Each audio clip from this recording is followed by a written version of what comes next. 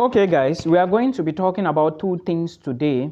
I want to talk about the issue of selling your own properties to immigrate abroad, and I will also be talking about taking loans, all right, from international organizations to immigrate abroad, not from your local organizations.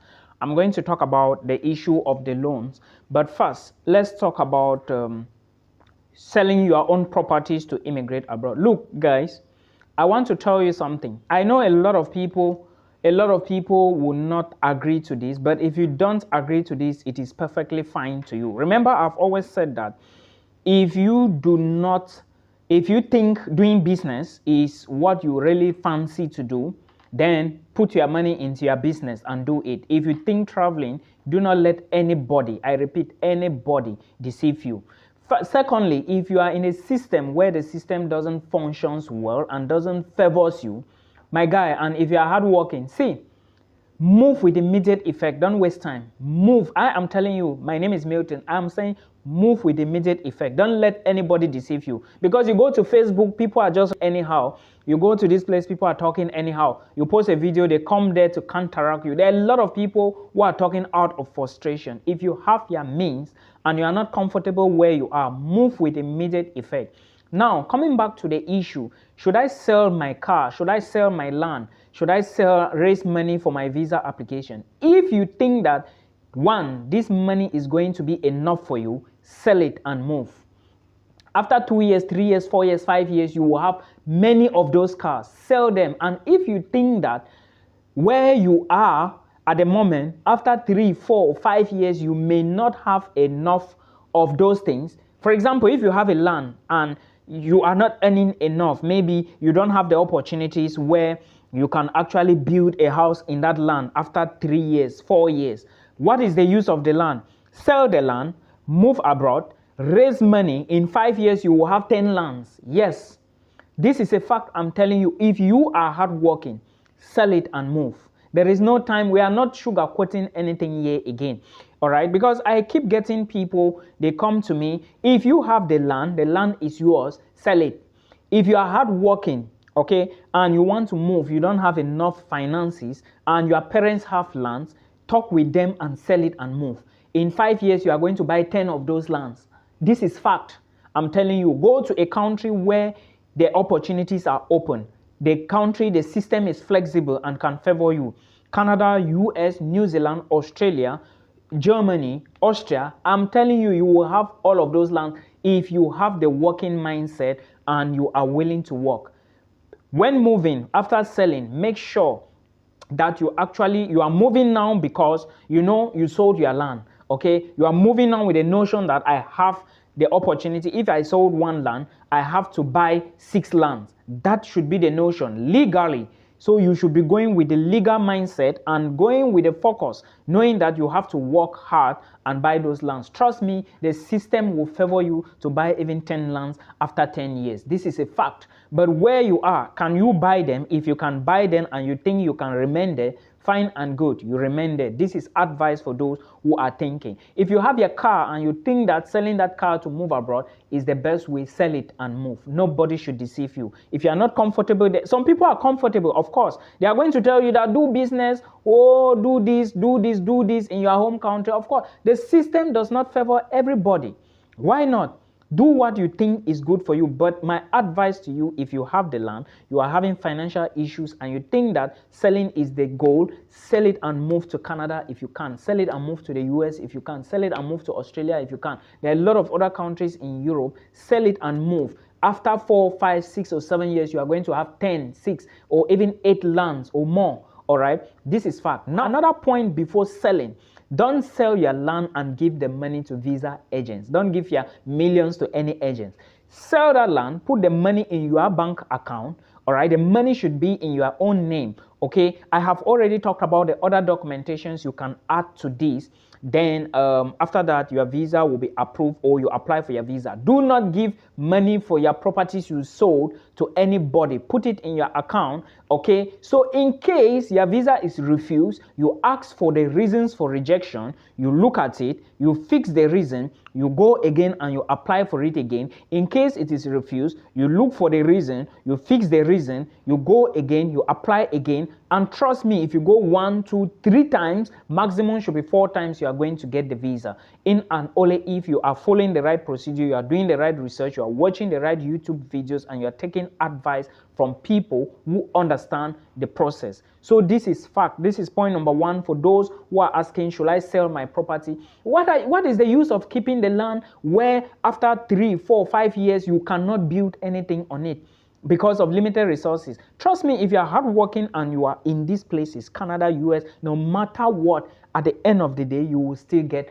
3, 4, 5, 6 lands. All right. Forget about these people who discourage you left and right and stuff like that. The system there will permit you to do that if and only if you are somebody who is knowledgeable enough and spirit driving. You already understand. Now let's go to the other section on loan companies. You can equally take a loan and you apply for a visa. All right. For those who want to apply for Canada, US, there are companies that give out loans to international students. An example is Empower. All right. Empower Finances. I'm just taking you Empower Finances. Google it. You are going to see all these details. Now, Empower Finances will give you loans, but there are conditions you must know. 1, you should be picking a school. If you are applying for a school, you should be applying for a school that Empower sponsors. There are a list of schools, all right? Now you have to do your research. Not Milton again is going to chew everything and give you. There are a list of schools where you can apply to, and when you gain admissions, Empower is going to sponsor you. All right, not every school is being sponsored. And I want to draw your attention here that if you are targeting colleges, like I always say, most of the time, I don't think Empower sponsor colleges, but state universities or universities, Empower sponsor them. So that is something you should know. That's point number 1. If you get admission in a school being sponsored, like under Empower, Empower can give you a loan for up to like $50,000. Okay, Empower can give you a loan, then you use the loan, you apply for your visa. But remember, not only the loan will get you the visa, there are a lot of other documentations and a lot of other things you need to put in consideration and put in order to get the visa, right? I have talked about this thing many times and I believe you have been watching. And again, please like this video and subscribe. If you are new here, my name is Milton. If you need a one-on-one with me, book from the video description box, guys. Thank you. Then let's talk about the next thing. Like I said, the name of the company is Empower, and choose a school that is affiliated to Empower. And make sure you choose a course that is approved by Empower. Not all courses are approved by Empower, so you should know. But before choosing this school and before thinking of applying to this loan, how much are you going to pay back? How much is the interest rate? The interest rate for Empower is 12%. Okay, now you have to think, other loan companies in your home country, how much is their interest rate? Well, in our countries, let me not put it that way, a lot of loan companies will charge you maybe 30%, 40%, 25, 15. But look at a company located outside of your home country, they are giving you interest rate of 12%. That is to tell you something. If you didn't reason, then at least this point alone should make a lot of sense to you. And Empower can give you loans for up to like 50,000 Canadian dollars or US dollars. All right, they are located in US and Canada and stuff like that. This is just one of the loan companies I know. Okay, a lot of other companies are there. For those of you who are applying to South Dakota State University in US, Empower can give you loans. This school is recognized. And another thing I want you to understand is that if you are applying for any program in any school affiliated under Empower and you intend taking a loan from them, you should know this and know this very importantly. Empower will only give you loans if you apply to programs in the STEM field. STEM is STEM. That's STEM, not the stem of a tree or branch of a tree or stem of whatever. It is STEM, which stands for science, programs related to sciences, programs related to technology for the T, programs related to engineering for the E, and programs related to mathematics for the M. That's the meaning of STEM: science, technology, engineering, and mathematics. So please put all of this into consideration and make sure if you are applying to colleges, like I said, I'm not very certain, but I know most universities in the US and Canada are also affiliated to Empower. If you get admissions, they are going to at least give you loans. All right, you have to apply, of course. Then there are some little things you have to do. Then after that, you use this loan. Remember, loans does not necessarily guarantee you a visa. So there are, like I said, a lot of other things counts. But of course, if you do not have this money, these are the two things you can do, and before you know, you are jackpotting. Okay, so like I always say, if you think that it is because people, they will always say that agent is asking me 2 million, 3 million. Guys, if you sell your property, I am not even against. I always tell people, do not give anybody your money, millions. If you need somebody to assist you get your admission, you look for somebody, you talk on that, you guys negotiate. Then after that, you follow videos, you put in the money in your bank account, you look for other documentations, then you go for you launch your visa application on IRCC.